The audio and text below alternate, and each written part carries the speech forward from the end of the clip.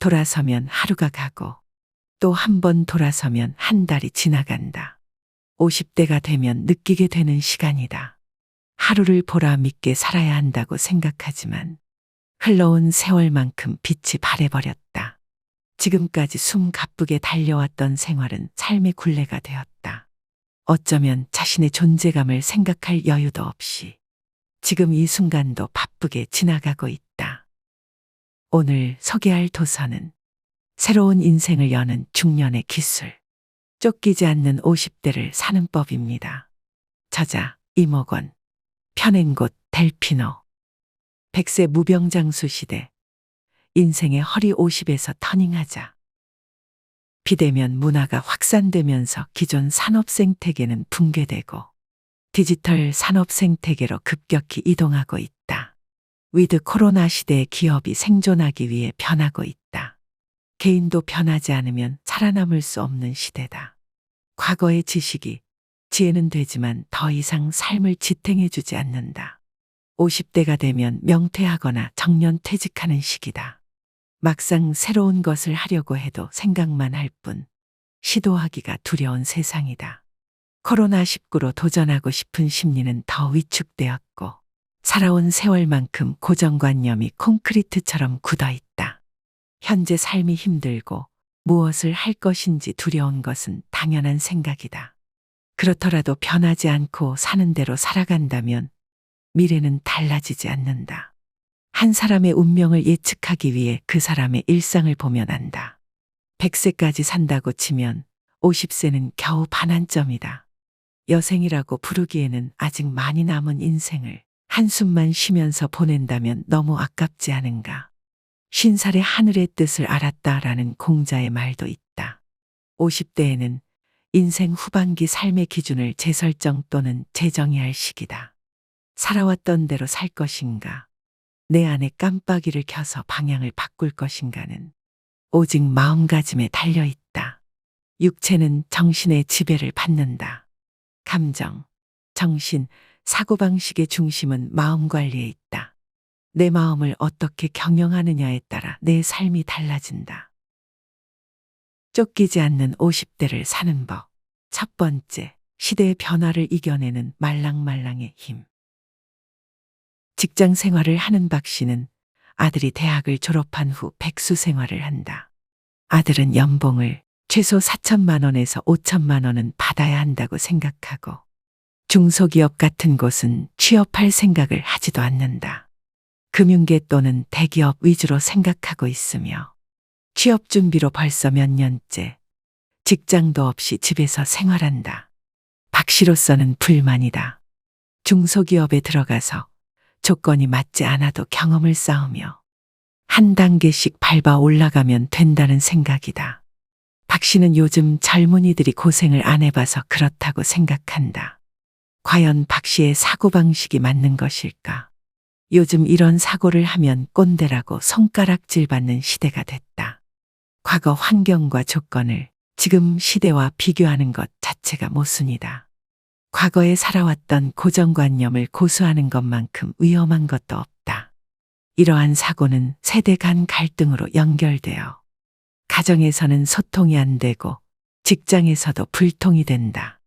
지금 사회 주류층은 밀레니얼 세대와 90년생들로 채워지고 있다. 반면 베이비부머 세대들은 은퇴가 시작되며 사회 주류층에서 밀려나고 있다. 인생 후반기는 신세대들과 호흡을 같이 해야 한다. 사회 주류층에 속한 이들의 사고방식과 행동을 이해해야 한다. 인생 후반기를 즐겁게 행복하게 생활하기 위한 필요 조건이다. 나이가 들수록 살아왔던 환경에 따라 그것이 고정관념으로 굳어지기가 쉽다. 지금 배워 달라질 게 뭐 있겠어 하며 그냥 살아왔던 대로 편하게 살면 되지 라고 생각한다면 이 사람의 미래는 더 이상 발전하기 어렵다. 1990년 초반 직장 생활을 시작할 무렵의 사무 환경을 생각해봤다. 사무실에는 두 볼씩 타자기가 있었고 타자수가 있었으며 캐비닛에 있는 문서 중 일부는 손글씨로 기한한 것도 보였다. 사무실 전화기는 팀당 한 대가 있었다.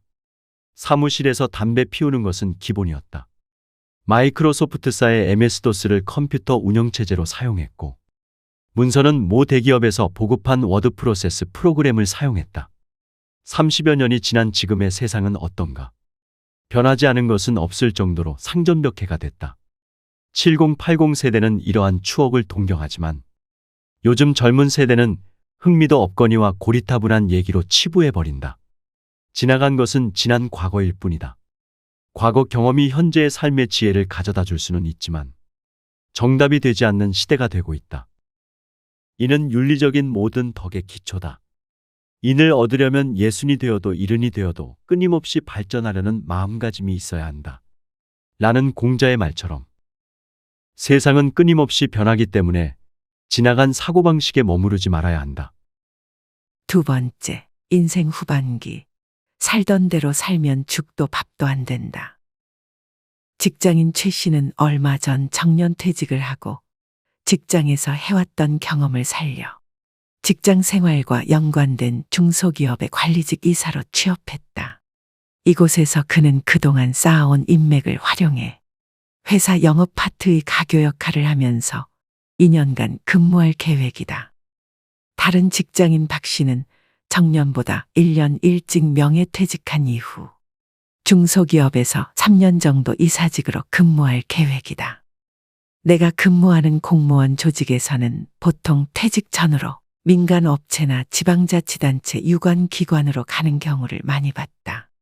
많은 직장인들은 60대 전후에 퇴직해 별다른 계획 없이 인생 후반기를 맞이한다. 퇴직 후 다른 직장을 갖는다 하더라도 보통은 5년에서 최장 10년 정도 근무하면 자연인으로 돌아간다. 문제는 70세 이후의 삶이다.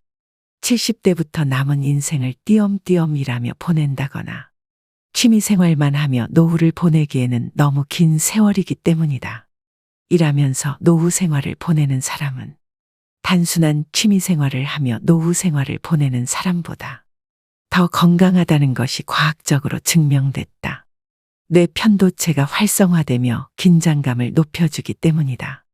노인 세대나 베이비부머 세대들을 보면서 생각한 것은 늦어도 50대부터 인생 후반기를 준비하지 않으면 80세 이후에는 활기찬 노후 생활을 즐길 수 없다는 것이다. 4차 산업혁명, 의료기술 발달, 헬스케어 산업, 웰빙 문화가 확산되면서 인간의 삶의 질은 향상되고 기대 수명도 과거보다 훨씬 증가했다.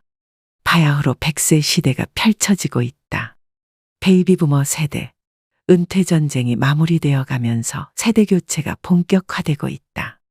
우리나라 산업혁명의 원주자격인 이들은 700만 명 정도로 전체 인구에서 차지하는 비율이 14%에 달한다. 이들은 코로나19 사태 영향으로 2020년 2에서 5월 사이에 26만 명이 강제 은퇴를 했다고 한다. 이들이 퇴직 후 사회에 적응을 하지 못하고 하류노인으로 전락할 가능성이 크다는 충격적인 신문기사를 본 적이 있다. 하류노인이란 고령화 사회를 먼저 겪은 일본에서 탄생한 신조어로 수입과 경제활동이 없고 기댈 곳 없이 완전 고립된 하층 노인을 말한다. 서울 관악구청이 정부 지원금으로 생활하는 베이비부머 1인 가구를 조사했더니 남성은 39%, 여성은 22%나 된다고 발표한 바 있다. 퇴직을 한 지 얼마 안 됐거나 퇴직을 앞둔 50대는 고민이 깊어진다. 인생 2막을 준비해야 할 시기가 왔는데 살아왔던 대로 살아간다면 미래는 바뀌지 않을 것이다. 실제 내가 근무하는 직장에 퇴직을 앞둔 동료 직원들에게 설문조사를 했다. 대부분이 퇴직 후 일자리를 구해야 한다는 것에 대한 막연한 걱정과 미리 준비하지 못한 아쉬움을 토로하는 내용이었다. 특히 퇴직 후 무엇을 할 것인지 고민해 보겠다라고 말하며 구체적인 계획이 없는 분들이 대부분이었다. 이제는 지난 시절보다 현재를 직시하고 미래를 어떻게 살아갈 것인지 고민해야 할 때다. 이를 위해 홀로 조용히 자기 내면과 대면을 하며 인생 후반기를 어떻게 살 것인지 생각할 시간이 필요하다. 내 마음 안에 소중하게 형성된 자아가 바뀌지 않으면 내 미래도 현재와 별반 달라지지 않을 것이다. 이것을 자아상이라고 한다. 자아상은 스스로 만들어가는 것이다. 지금까지 이대로 잘 살아왔는데 내가 뭐 하려고 변해야 한단 말인가. 그냥 대충 살다 가면 되지라는 사고만큼 위험한 것이 없다. 인생은 오래 사는 것보다 얼마나 가치 있게 사는지가 중요하다. 아무리 살 날이 많아도 삶의 질을 채우지 않으며 허송세월처럼 보내는 나날을 살아간다면 무의미한 것이다. 10년 전 중견간부로 퇴직한 70세 장 씨는 주유소 보조원, 아파트 경비원 등으로 다양한 직장 생활을 해오다가 최근 건강이 급격히 악화되면서 일을 중단했다. 퇴직 후에도 당뇨, 고혈압 등 성인병이 있어 약을 복용해 왔는데 요즘은 병원 가는 횟수가 부쩍 증가하면서 복용하는 약도 상당히 많아졌을 것으로 보인다. 장 씨는 나이가 들수록 건강이 더 좋아지지 않을 것이다. 따라서 70세 이후의 삶의 질도 급격히 떨어질 것이다. 우리 부모님 대부분 80대 중후반에 돌아가셨는데 10년 이상 병원을 이웃집 다니듯 다녔고 식사 때마다 복용한 약이 거의 밥 먹는 양과 비슷했다. 이 모습을 보면서 인생 후반기 건강에 적신호가 켜지면 모든 것이 무너진다는 것을 절실히 깨닫게 됐다. 건강은 인생 후반기 삶의 질을 좌우하는 가장 중요한 덕목이다. 인생 후반기 건강을 잘 관리할 수 있는 시기를 50대로 본다. 부모 세대, 베이비 부모 세대 등 기성세대들은 그 당시 사회 환경에서 오는 조건으로 인해 건강을 돌보지 못했던 분들이 많았다. 50대부터 건강 관리를 잘 시작한다면 인생 후반기는 안정적으로 항해할 수 있을 것이다. 한마디로 인식의 변화, 패러다임의 전환이 필요하다. 50대 이후 인생 후반기를 준비할 때 자산과 환경도 중요하지만 노후를 대비하는 삶의 태도와 마음가짐이 더 중요하다. 50부터 인생 후반기를 차분히 준비해야 한다. 무엇이든지 시작이 늦은 때는 없다. 지금이 최고의 시기다. 65세에 23일간 해남 땅끝 마을에서 통일전망대까지 국토종단.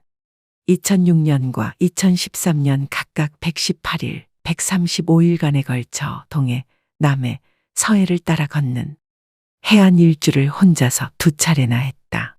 산티아고 순례길, 몽골, 바이칼, 캄보디아, 베트남, 네팔, 인도 등도 다녀왔다. 이것은 올해 85세인 황한나 씨의 얘기다. 그녀는 40년간 선생으로 근무하다 퇴직 후 도보여행 전문가, 강연, 방송에도 출연하는 등 지금까지도 왕성한 활동을 하고 있다. 내 나이가 어때서 일단은 즐기고 보련다 등 여러 권의 책도 집필했다. 또한 얼마 전 대한민국 최고령으로 고등학교 검정고시에 합격한 전라북도 고창에 사는 어르신의 기사가 화제가 된 적이 있다. 그는 83세 고령임에도 그동안 꾸준한 노력으로 중학교, 고등학교 검정고시를 합격했다. 처음에는 고창에서 광주까지 매일 2시간 버스로 통학하며 만학의 꿈을 불태웠다. 검정고시를 앞두고는 광주에 방을 얻어서 자취까지 했다. 그리고 4번의 실패 끝에 당당히 고등학교 검정고시에 합격했다. 그는 조선대학교 법학과를 입학하는 것이 목표다. 누구든지 하고자 하는 생각과 열정만 있다면 무엇이든지 할 수 있는 시대가 됐다. 나이가 들어서도 당당히 삶을 능동적으로 살아가는 사람들은 사회 곳곳에 있다. 이런 분들의 마음 근육은 하루아침에 쌓이지 않았다. 평소 그런 것을 강렬하게 소망하고 꼭 이루려고 생각했기 때문에 목표를 달성한 것이다. 이런 마음 근육을 키우고 노후를 대하는 태도는 50대부터 준비해야 한다. 내 안에 있는 나를 진실하게 만나는 사람만이 자신이 원하는 삶으로 인생 후반기를 건강하고 활기차게 가꿀 수 있다. 3번째, 인생 2막 80세 이후를 준비하자.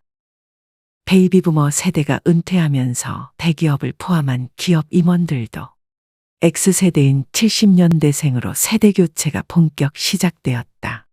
앞으로 이들이 은퇴한 후 펼쳐지는 인생 이막은 기성세대와는 달라질 것이다. 이들이 퇴직한 후는 100세보다 더 늘어난 120세까지 장수하는 시대가 눈앞에 그려진다. 재작년 9월 전남 100세 전후 할머니들이 여성 잡지인 보그 코리아의 모델로 등장한 적이 있었다. 100세는 인생의 종착역이 아님을 말하는 대표적인 사례다. 앞으로 100세에도 다양한 활동을 하는 사례는 더욱 증가할 것이다. 인생 1막과 2막 중 어느 쪽이 중요하냐고 묻는다면 나는 자신 있게 인생 2막이라고 답할 수 있다. 마치 축구 경기와 같다. 축구 전반전, 후반전을 인생 1막, 2막으로 본다면 전반전 경기에 골을 넣었다 하더라도 후반전에 골을 빼앗기면 지는 경기다. 대기업 간부, 임원, 고위직 공무원, 공사 간부 등 한때 잘 나가던 분들도 인생 2막을 준비하지 않으면 예외 없이 추락한다. 이들이 아파트 경비 등 단순 노동을 한다는 뉴스도 심심찮게 보도되지만 80세 이후까지 일한다는 보장도 없다. 이제는 80세 이후의 삶을 준비해야 한다. 대비하지 않는다면 예외 없이 삶의 질이 떨어질 가능성이 크다. 앞서 하류노인을 예로 들었듯이 인생 후반기는 최소한 추락하지는 않아야 한다. 삶의 비중을 후반기에 더 신경 써야 하는 이유가 여기에 있다. 2010년 갑작스러운 아내 사별로 내 인생 최대의 위기가 찾아왔다. 황폐해진 인생 1막을 견뎌내는 과정에서 인생을 통찰하며 인생 2막을 더 중요하게 생각하게 되었다. 적어도 인생 2막은 삶이 추락하지 않아야 한다. 사람은 위기가 찾아오면 변한다. 그러나 위기가 없었다면 살아온 삶의 패턴을 잘 바꾸지 않게 된다. 다람쥐 쳇바퀴 돌듯 일상생활이 반복되며 사고는 경직되기 쉽다. 다시 한번 말하지만 이 나이에 배운다고 내가 변하겠어? 그냥 살아온 대로 사는 게 제일이지 하며 스스로 자물쇠를 잠그는 만큼 위험한 사고가 없다. 배우지 않으면 과거에 머무르게 된다. 무릇사람은 배움이 있어야 최소한 후퇴하지 않는다. 배움을 통해 상대방과 다름을 인정하고 의견을 수용하는 등 내 안에 형성된 생각의 기준을 말랑말랑하게 만들어야 한다. 인생 2막 준비의 가장 중요한 무기는 사고의 유연성이다. 콘크리트처럼 굳어져가는 고정관념의 벽을 깨버려야 한다. 안주하기보다 불편한 길로 가야 한다. 그것은 배움이고 도전이다. 50대부터 준비하지 않으면 갑자기 사고가 확장되지 않는다. 쫓기지 않는 50대 삶의 첫 번째는 건강에서 찾아야 한다. 건강은 인생 후반기 건축물로 비유하면 바닥을 다지는 기초 공사다. 기초가 튼튼하지 않으면 모든 것이 무너진다. 정신 건강, 육체 건강을 단단히 다져놓아야 인생 후반기가 무너지지 않는다. 두 번째는 평생 놀거리, 일할 것을 50대에 준비하거나 찾아야 한다. 대학교, 평생교육원 등에는 다양한 교육 프로그램이 있다. 마음만 있으면 무엇이든지 배울 수 있다. 배움 등 다양한 활동을 통해 즐길 거리, 일거리를 찾아낸다는 각오로 인생 2막을 착실히 준비해야 한다. 마지막으로는 나를 만나는 여행의 시간을 가지는 것이다. 삶의 여유는 여행에서 온다. 여행을 통해 진정한 내 자신을 만날 수 있다. 숨 가쁘게 달려왔던 모든 것을 잠시 내려놓을 수 있다.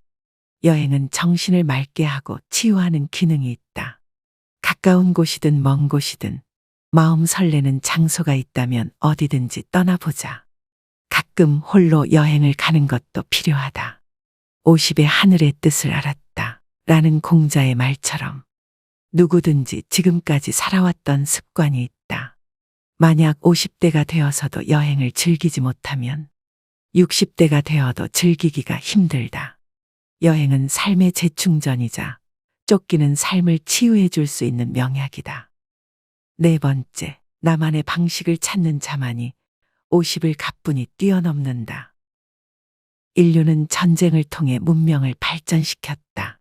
중세시대 흑사병으로 3년 동안 유럽 인구 3분의 1인 2천만 명 이상이 죽었다.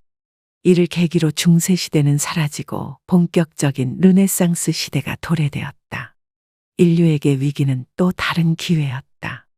위기를 통해 문명 발전의 원동력이 된 것이다. 개인도 위기에서 성장하기도 하고 추락하기도 한다. 위기를 어떤 이들은 인생의 걸림돌로 생각하고 또 다른 이들은 새로운 도약의 디딤돌로 생각하기 때문이다. 교육을 하는 강사들은 코로나19 사태로 강연의 기회가 다 사라지는 위기를 맞이했다고 한다. 그런데 그런 위기 속에서도 기회를 찾아내는 강사들이 있다. 이들은 줌을 비롯한 온라인 교육 도구를 활용한 강연을 기획함으로써 오히려 사업을 전국으로 확장해 나가고 있다. 내가 다니는 독서 모임의 박대호 대표가 대표적인 사례다. 그는 기획 능력이 탁월하다. 코로나19가 전국을 강타할 때 유무료 강연 등 다양한 온라인 강의 프로그램을 만들었다. 단톡방 회원수가 1000명이 넘었다. 이렇듯 준비된 자에게는 위기가 기회가 된다. 우리가 준비만 잘한다면 위기는 또 다른 기회의 문이 될 것이다. 세상에는 영원한 위기도 기회도 없다. 다만 내가 어떻게 대응하는가에 따라 위기가 될 수도 있고 기회가 될 수 있다. 그동안 살아왔던 삶의 방식을 점검해보자. 내가 무엇을 해왔고 앞으로 무엇을 하고 싶은지는 본인이 가장 잘 알 수 있다. 50대가 되면 가장 쉽고도 어려운 부분이 삶의 방식을 바꾸는 부분이다. 내가 아는 지인 중 골프를 엄청 좋아하는 분이 있다. 40대부터 시작했던 골프를 60대 이후에도 즐기고 있다. 골프가 인생 최대의 기쁨인 셈이다. 또 다른 지인은 퇴직 전 색소폰을 배우기 시작했다.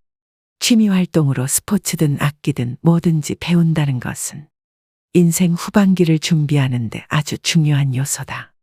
50대까지 살아오면서 누구나 한 번쯤은 내가 하고 싶은 것을 해보고 싶다는 생각을 한다. 그런데 문제의 핵심은 여기에 있다. 내가 하고 싶은 것이 미래를 연결하는 징검다리 역할이 돼야 한다는 것이다. 다르게 얘기하면 취미 활동을 통해 대가를 받는 일로 만들 수 있어야 함을 의미한다. 단순 취미 활동도 노후에 꼭 필요하다. 하지만 인생 후반기는 취미를 일과 연결할 수 있는 종목을 발굴해야 한다. 백만장자 메신저를 집필한 브랜든 버처드는 취미 생활을 대가를 받는 일과 연결할 수 있다고 이 책에서 얘기한다. 저자는 자신의 지식과 경험을 이용해 다른 사람의 성공을 돕는 것은 누구나 할 수 있다고 했다. 자신의 취미나 재능을 포지셔닝하고 상품화하는 것이 메신저 사업이다. 내가 하고 싶었던 것을 꾸준히 하다 보면 잘하게 되므로 이를 통해 타인에게 도움을 주는 메신저가 될 수 있다. 메신저는 그 분야의 전문가를 얘기하는 것은 아니다. 오랫동안 취미 생활을 즐기더라도 전문가가 되는 것은 한계가 있을 수 있기 때문이다. 여기에서 중요하게 짚고 넘어갈 부분이 있다. 내가 하는 것이 타인에게 꿈과 희망을 주는 재료가 될 수 있어야 한다. 이것은 지식을 전달하며 대가를 받는 강의가 될 수 있고 다양한 활동도 포함된다. 지금까지 살아오면서 성취한 것 100가지 리스트를 적어보자. 그 중에서 잘했던 것이 있다면 앞으로 더 배워서 더 잘하고 싶은 종목을 찾을 수 있다. 이것은 누군가에게 또 다른 지식을 전해준다. 인간에게는 누구에게나 주어진 고유의 본성이 있다. 사람은 본성과 기질에 따라 기버, 주는 사람, 테이커, 받는 사람, 매처, 주는 것, 받는 것 반반인 사람. 이 세 가지 타입으로 구분한다. 본성과 기질은 개개인의 성향, 취향으로 나타나게 되며 성격 형성에 영향을 준다. 사람마다 태어나면서 부모로부터 받은 고유의 기질이 있다. 성격은 환경에 따라 변할 수 있지만 타고난 기질만큼은 잘 바뀌지 않는다. 하지만 내가 어떤 환경에서 살고 학습하고 생각하느냐에 따라 삶이 달라진다. 그래서 성격은 자신의 노력과 환경을 변하게 함으로써 바꿀 수 있다. 사실 내성적인 사람입니다. 의저자 남인숙 작가는 이것을 사회성 버튼으로 표현했다. 의식적으로 사회성 버튼을 많이 누르면 성격을 바꿀 수 있다는 얘기다. 조용히 눈을 감고 살아왔던 길을 되짚어보자. 50대가 되면 자기다운 삶을 살기 위해 삶의 재정립이 필요하다. 자기다움이란 현재 머무르는 삶보다 현재를 직시하고 노력하는 사고방식에서 나온다. 아무리 어려운 일이 닥쳐도 스스로 감당하고 견뎌내는 발전, 지향적인 상을 말한다. 이것은 미래의 자아상이 된다. 내가 살아온 현실과 동떨어진 것은 자기다움이 아니다. 가령 퇴직을 앞둔 50대 직장인이 대기업 회장을 꿈꾼다는 것은 현실과 거리가 먼 생각이다. 자기다움을 알기 위해 스스로 어떤 사람인지를 알아야 한다.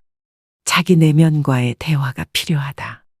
내가 어떤 사람이고 어디에서 와서 현재 내가 어디에 있고 앞으로 어디로 가야 하는지를 물어야 한다.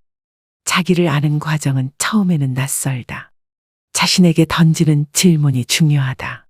김상임 저자가 쓴 마음을 아는 자가 이긴다에서 매일 내 마음을 관찰하기 위해 명상 자세를 취하고 내면의 나와 만나야 한다고 했다. 50대가 되면 자기다운 삶의 방식을 재정립해서 그 방향대로 가야 한다. 그러기 위해 내면과의 대화를 수시로 해야 하는 것이다.